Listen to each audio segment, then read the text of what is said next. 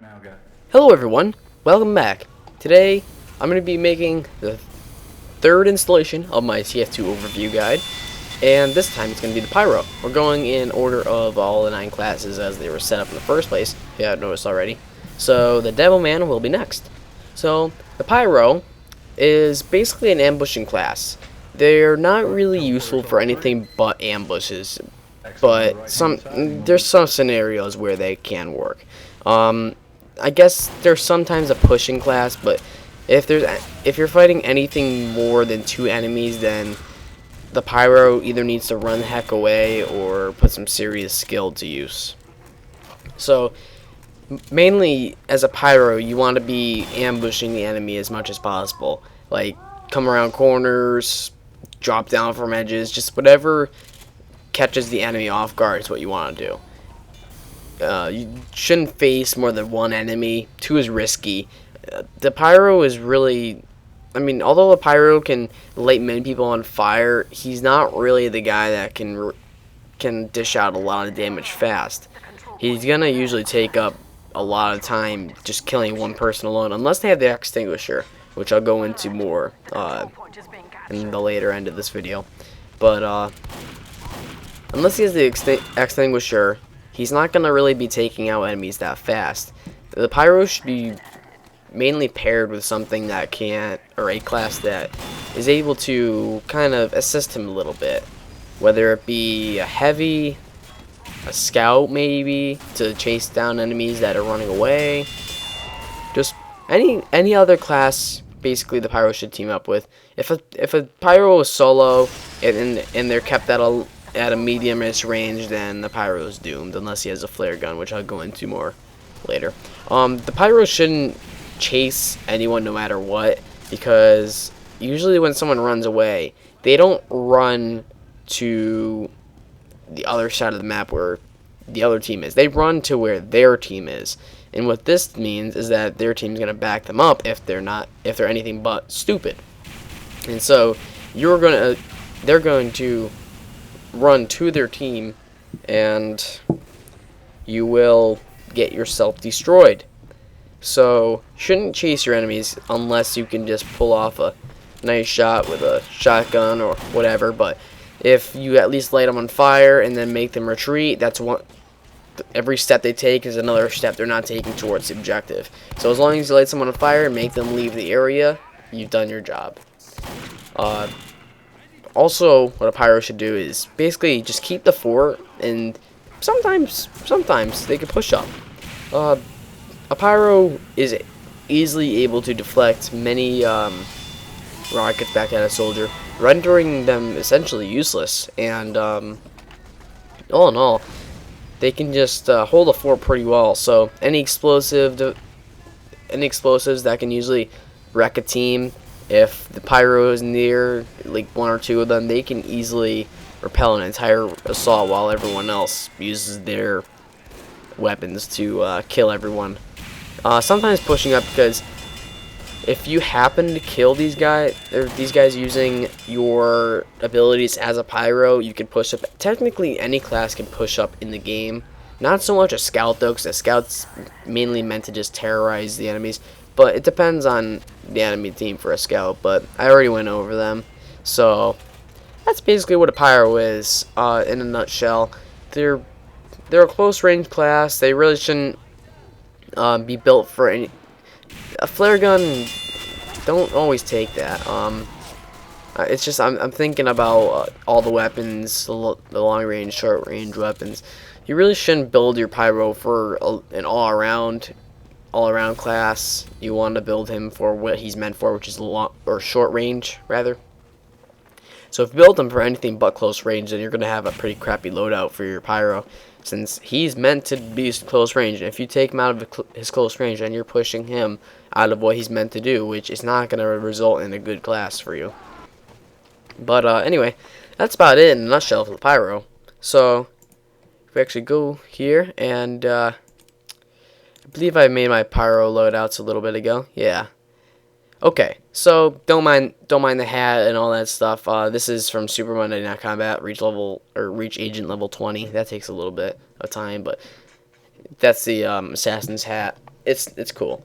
Okay, so the flamethrower. Flamethrower is your basic flamethrower. Nothing much special about it. It's gonna light people on fire and do about three burning damage every however much time it takes, like maybe 0.2 seconds, because it burns people quite off. No, maybe every half a second or 1 second, because it burns pretty often when an enemy is on fire. So that's basically the flamethrower. It's very limited in its range, but it also has a compression blast, which is right click.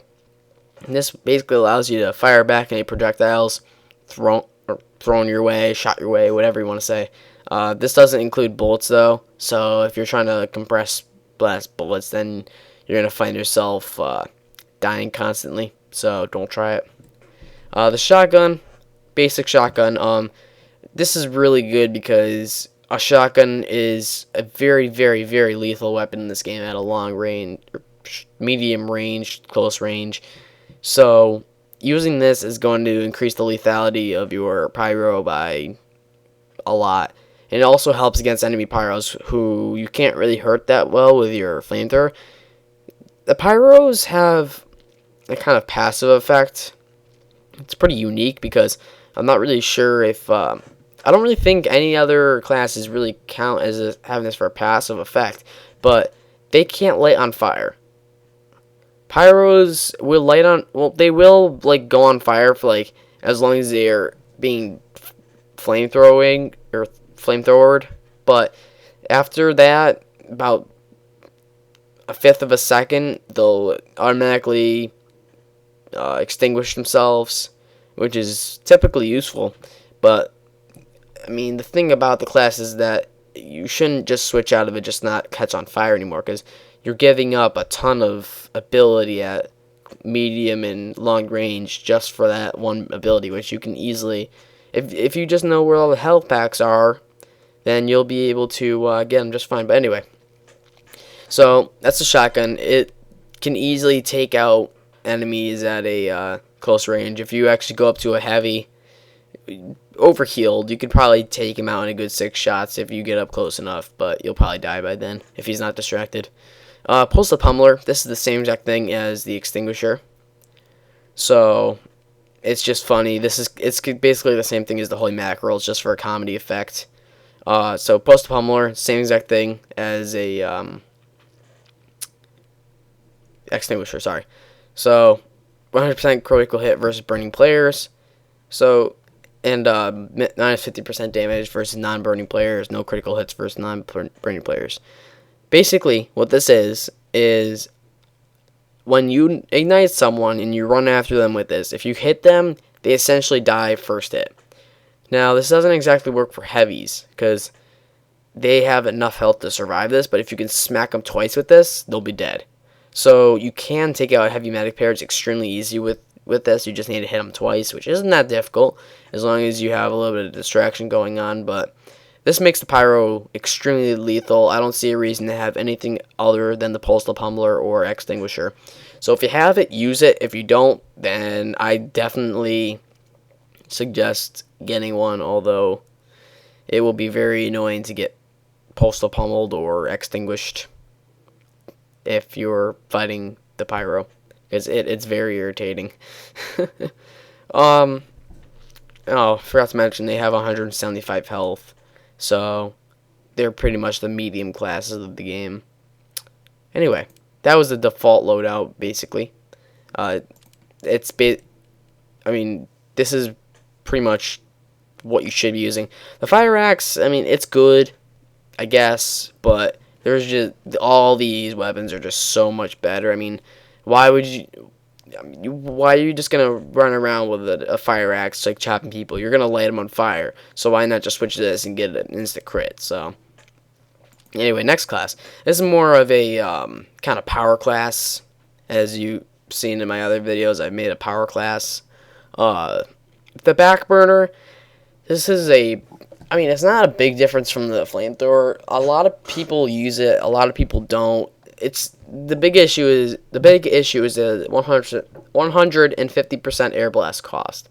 Now, this one negative is what makes it or makes the difference between the degreaser and the back burner, because the usual air blast I think costs about 20 ammo to use, and the fact that it's plus 150%, that makes the 20% go to 50%, or the 20 ammo go to 50 ammo.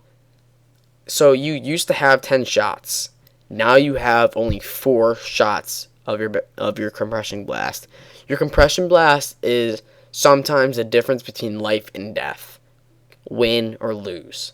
Because if a soldier on the other team fires a crit rocket at you, or a crocket, and you are able to deflect it back at him, if he's on the control point with a bunch of other people, or what have you, whatever the situation it may be, you may take out a lot of people and either win yourself the game or lose the game even, or you might win yourself the game. Actually, make them lose. You got what I'm saying. The 10% damage bonus, not really amazing. It doesn't really do anything as far as I'm concerned.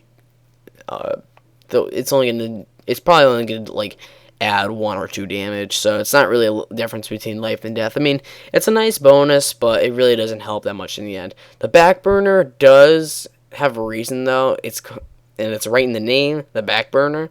If you actually go up behind someone and you burn the living crap out of them, they're gonna take crits like it's their job. You can easily plow down an entire team by using the back burner, as long as no one sees you.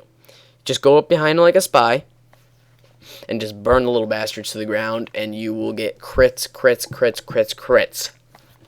And shotgun and pulse pummeler, because the shotgun, I mean, reserve shooter is okay, but it's got only 3 ammo. I don't suggest using this unless you're good at shooting airborne targets, but even then, it's not really that useful. So if you want the faster weapon switch, then go ahead and use that. But other than that, wait, 15%.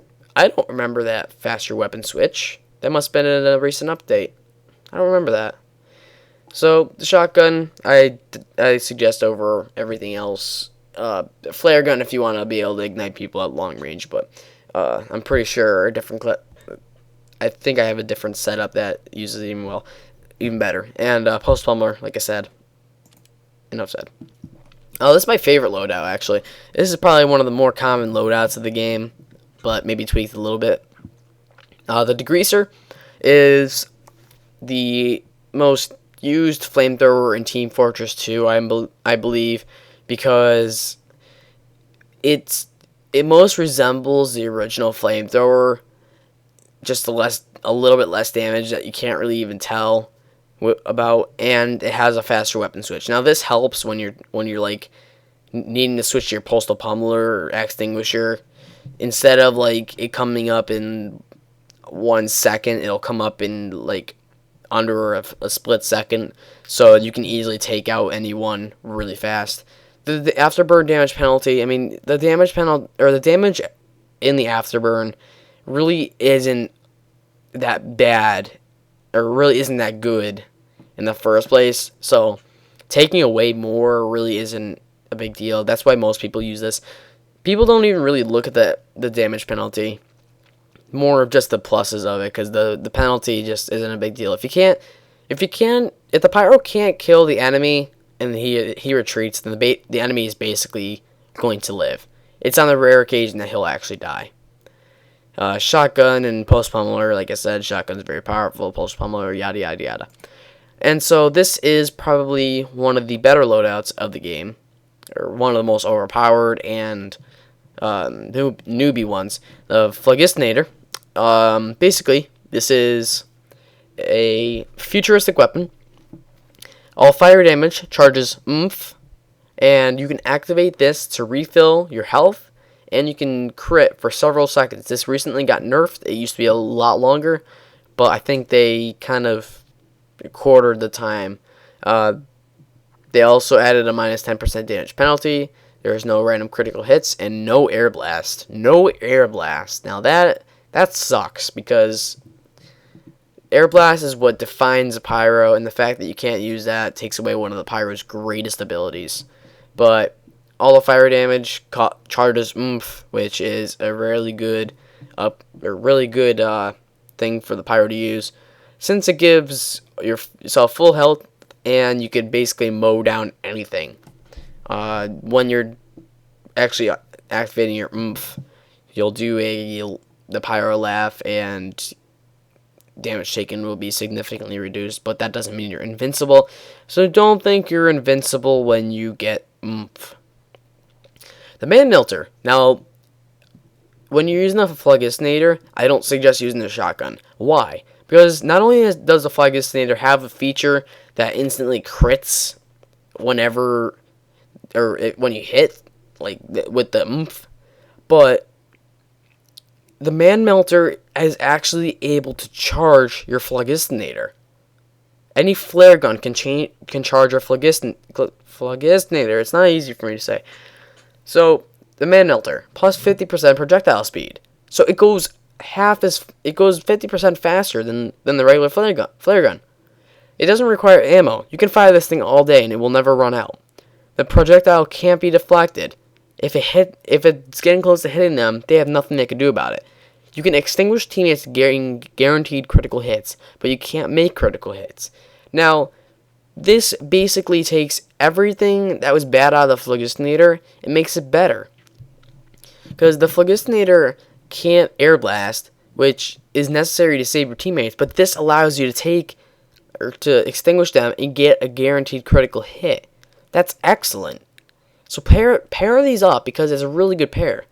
And then Post Pummeler again, which I've used for basically every loadout. But the third degree, I wouldn't use this because, I mean, when are you really gonna go up against someone with a metagun and actually get to them? So, I mean, if you want to use it, I guess you could, but I don't really see it as being anything you really need. Power Jack, I guess you could use this if you want to, but Homewrecker, this is a team player weapon.